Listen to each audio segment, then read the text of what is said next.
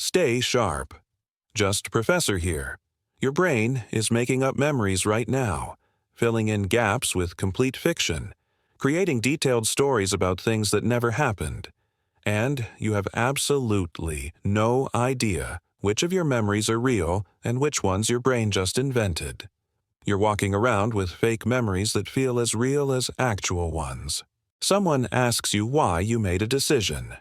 You immediately give a confident explanation with clear reasoning. But here's the truth. You have no idea why you actually made that decision. Your brain just invented a plausible story on the spot, and you believed it instantly.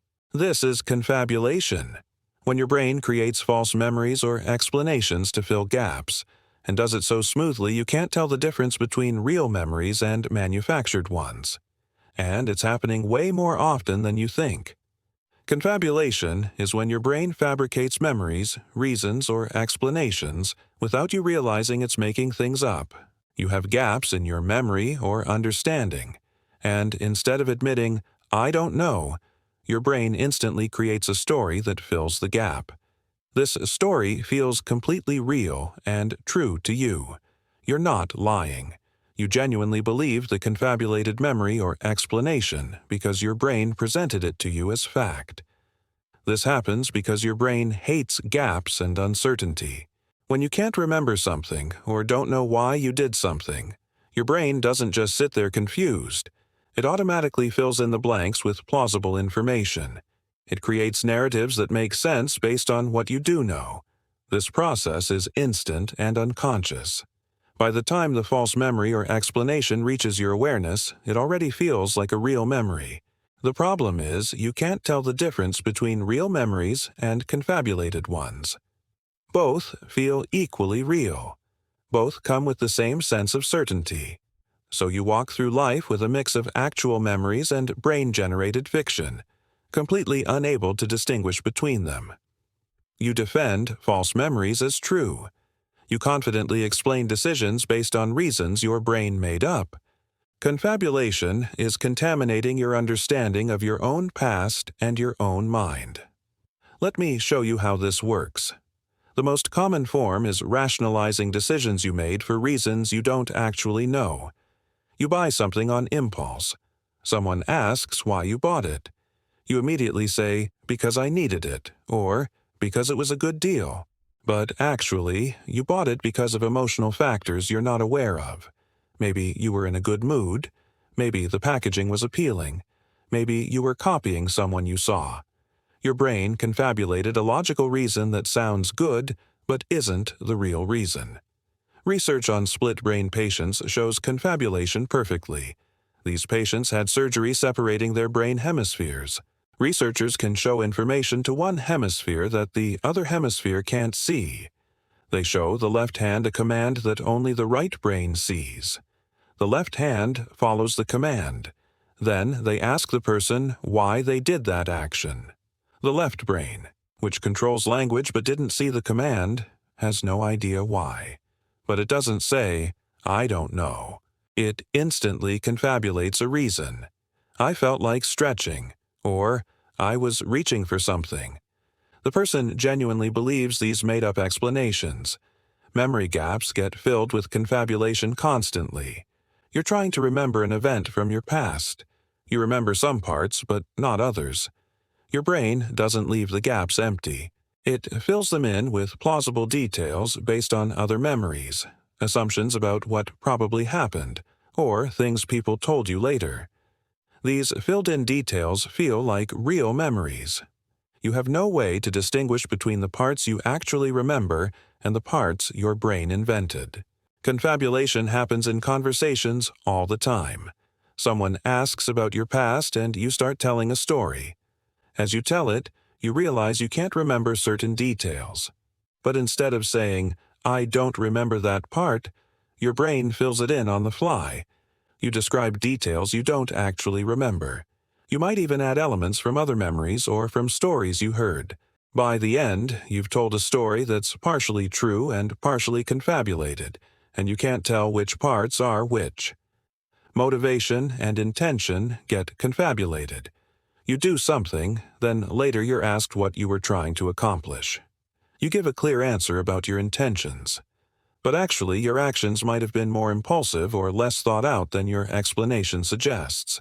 Your brain confabulated coherent intentions that make you sound more rational and purposeful than you actually were. Preferences and attitudes get confabulated too. Researchers show people pairs of items and ask them to choose which they prefer. Then they use sleight of hand to switch the items and ask people to explain why they chose the one they are now holding. People confidently explain their preference for the item they actually didn't choose. They confabulate reasons for a preference they never had. They genuinely believe their made-up explanations. Dreams create confabulation when you try to remember them. You wake up with fragments of a dream. As you try to recall it, your brain fills in the gaps and adds narrative structure. By the time you tell someone about the dream, much of what you describe might be confabulated rather than actually dreamed. But it all feels like real dream memory to you. False memories from confabulation can be detailed and vivid. Your brain doesn't just fill small gaps. It can create entire events that never happened. Combined with suggestion from others or repeated imagination, confabulation can make you absolutely certain you remember things that never occurred. So, how do you deal with confabulation when you can't tell real memories from false ones? First, be honest about uncertainty. When you don't remember something clearly, say you don't remember instead of letting your brain fill in the gaps. Catch yourself when you're about to explain something and realize you're not actually sure. Admitting, "I do not know," or "I'm not sure why I did that," prevents confabulation from contaminating your communication. Second, be skeptical of confident explanations for your own behavior. When you find yourself giving clear logical reasons for why you did something, question whether those are real reasons or confabulated ones. Often the real reasons are emotional, unconscious, or unclear, but your brain provides neat logical explanations that sound good but aren't accurate. Third, verify memories against external evidence when possible. Photos, messages, other people's accounts, these can help you distinguish real memories from confabulated ones. If your memory doesn't match the evidence, consider that you might be confabulating. Fourth, notice when you're filling in details as you tell a story. If you're elaborating and adding specifics that you're not certain about, you're probably confabulating. Stick to what you actually remember and admit when details are unclear or missing. Fifth, understand that explanations are often confabulated. People ask, "Why did you do that?" and your brain instantly provides an answer. But that answer is often a plausible story, not actual insight into your real motivations. Be humble about claims regarding your own reasons and motivations. Sixth, don't assume vivid, detailed memories are necessarily true. Confabulated memories can feel just as vivid and detailed as real ones. Confidence and clarity don't indicate accuracy. False memories created through confabulation feel completely real. Confabulation is making you remember things that never happened and believe explanations your brain just made up. You can't tell the difference between real memories and confabulated ones because both feel equally real. Your brain fills gaps automatically and presents the filled-in version as truth.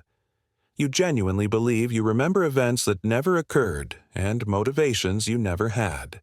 This isn't occasional, it's constant. Every time you explain why you did something, your brain might be confabulating. Every time you remember details about your past, some of those details might be invented. Every preference you explain might be based on confabulated reasoning rather than real preferences. Understanding confabulation doesn't give you the ability to distinguish true from false memories, but it makes you appropriately humble about your memories and self-knowledge. It helps you recognize that your confident explanations might be fiction your brain created. It makes you more willing to say, "I do not know," instead of letting your brain fill every gap with plausible invention. The next time you're about to confidently explain why you did something or tell a detailed story from memory, pause and consider that some of what you're about to say might be confabulated. Your brain might be making it up in real time and presenting it to you as memory. You have no way to know for sure which memories are real and which are brain-generated fiction designed to fill uncomfortable gaps in your knowledge. Your memory is not a recording. It's a creative reconstruction process that includes large amounts of confabulation. Know this. Accept this. Be humble about what you claim to remember and why you claim to do things. That is the only defense against walking around absolutely certain about memories and reasons that your brain simply invented. Subscribe to discover more ways your memory is deceiving you about your past and yourself.